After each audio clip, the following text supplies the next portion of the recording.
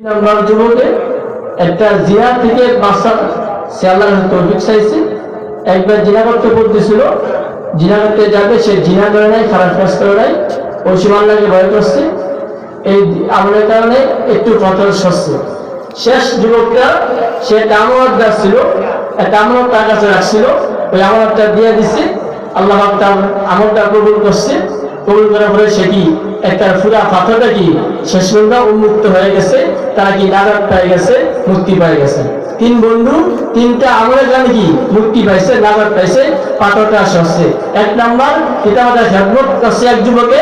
দুই নাম্বার একটা জিনার কাজ করতে চাইছিল, জিনা করে নাই, আল্লাহকে ভয় করছে, নাজাত পেয়ে গেছে। তৃতীয় বন্ধু একটা আমানত, একটা রাখছিল একজনের, ওই আমানতটা ফিরিয়ে দিছে। এই আমানতকে আল্লাহ কি কবুল করছে।